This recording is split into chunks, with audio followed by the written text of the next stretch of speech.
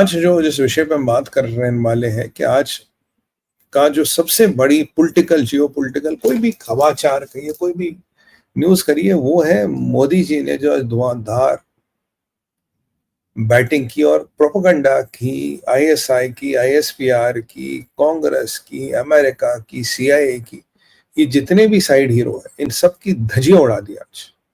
मोदी जी का भाषण खत्म होते होते, पार्लियामेंट का भाषण खत्म होते होते ट्रंप की तो भैया विकेट ही उखड़ गई।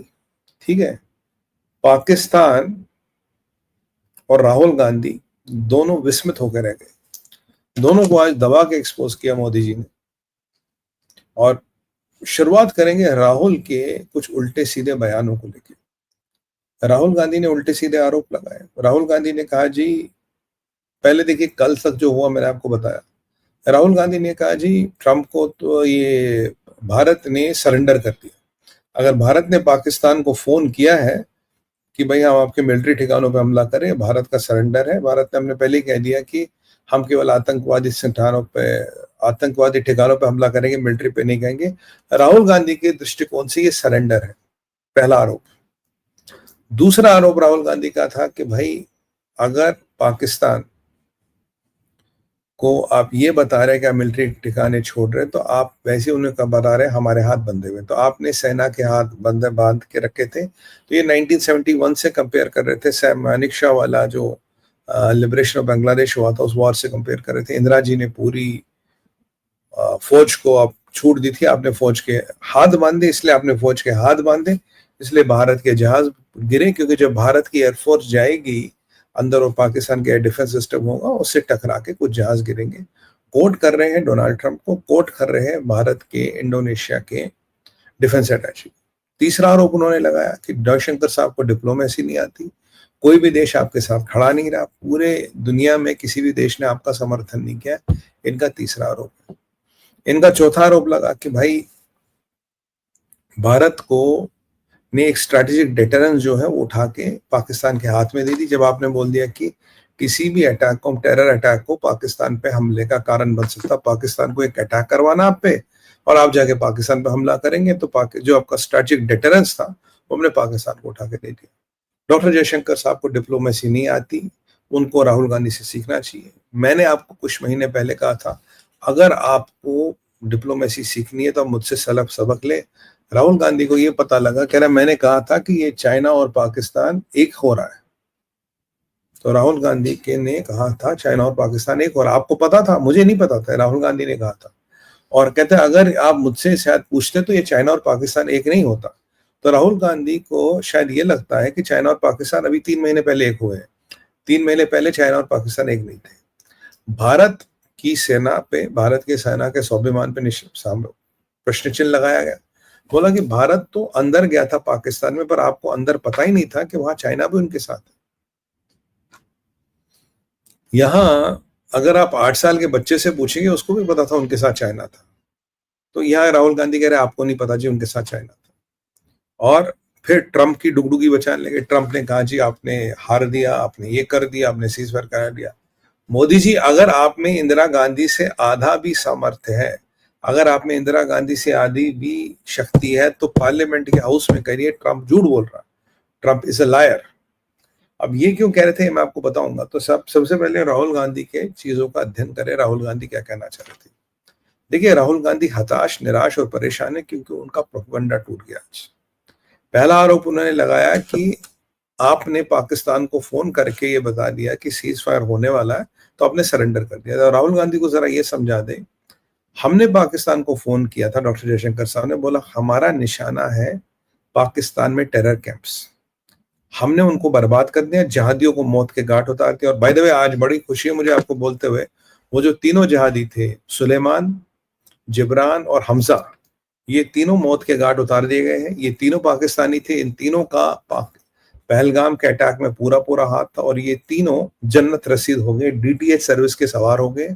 अब डीटीएच सर्विसमैन का खूब अब ये हुरों के गोद में बैठ के अंगूर खा रहे हैं। ये तीनों पाकिस्तानी थे। ये अमित शाह जी ने आज इसकी पुष्टि कर दी है। अब ये कल चिदम्बरम आपको कह रहे थे कि हमें क्या पता यार ये लोग पाकिस्तानी है। आपने कहा हमें क्या पता पाकिस्तानी। अब चलो चिदम्बरम साहब, अब अच्छा, चिदम्बरम साहब का बयान पाकिस्तान के कुछ मीडिया आउटलेट से चला है जी। भारत के फॉर्मल होम मिनिस्टर कह रहे हैं कि ये तो होम ग्रोन टेरर है, इसमें तो पता ही नहीं पाकिस्तान इन्वॉल्व है। जब पाकिस्तानी मर गए तो अब चिदम्बरम साहब को कम से कम उनकी मैयत पे जाके 2 फूल तो चढ़ाने चाहिए ना भाई। पाकिस्तानी जहादी मर गए तो 2 फूल तो चढ़ाने बनते हैं। अब पता नहीं कांग्रेस के कितने नेता जाएंगे फूल चढ़ाने। चलो ये तो तय हो गया, पाकिस्तानी थे। फिर कह रहे थे जी पाकिस्तानी है तो पकड़ा क्यों नहीं। अब पाकिस्तानी पकड़ लिए, मार लिए, तो कह रहे कल क्यों मारा। फिर मोदी ने उसका जवाब दिया, हाँ सावन के सोमवार का वेट कर रहे थे। मतलब कह रहे थे पॉलिटिकली मोटिवेटेड था, इनको तब मारा गया जब भारत की सरकार को फायदा मिलता। तो अगेन भारतीय सेना के का जो त्याग है उस पर सवालिया निशान उठाने का एक बहुत भद्दा, गंदा और बहुत ही घिनौना प्रयास किया गया है। अब राहुल गांधी के जरा बयानों को जवाब देते हैं। पहले कहा जी आपने पाकिस्तान को क्यों बटा। राहुल गांधी जी जनरल राहुल सिंह को कोट करे थे। जनरल राहुल सिंह की आपको आधी बात रह गई। जनरल साहब ने बिल्कुल कहा था we were trying to control the escalation, and escalation हमारे हाथ में था। हमने पहली रात, अगले दिन जब हमने प्रेस कॉन्फ्रेंस की, हमने कहा हमने मिलिट्री टारगेट, जो भी हमारा टारगेट था, जहादियों को मौत के घाट उतारने का, वो हमने कर दिया। टेररिस्ट कैंपों को नेस्त नाबूद करने का हमने कर दिया।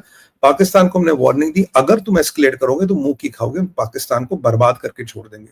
पाकिस्तान नहीं माना, पाकिस्तान ने एस्केलेट किया। राहुल गांधी को एक चीज समझ नहीं आती कि मिलिट्री और डिप्लोमेसी में देयर समथिंग कॉल्ड बेट। क्या आपने पाकिस्तान के मुंह पे थप्पड़ मारा, बोला चुपचाप बैठा रहा, अगर हिला तो और ठोकूंगा। पाकिस्तान हिला, पाकिस्तान डुला और पिटा। पाकिस्तान के 13 एयरबेस बर्बाद हुए, पाकिस्तान के कितने जेट गिरे, कल मैंने आपको इसका उल्लेख किया था। मैंने आपको बताया था कुछ महीनों पहले, मैंने ये नंबर बताया था, एनडीटीवी ने भी यही नंबर बताया।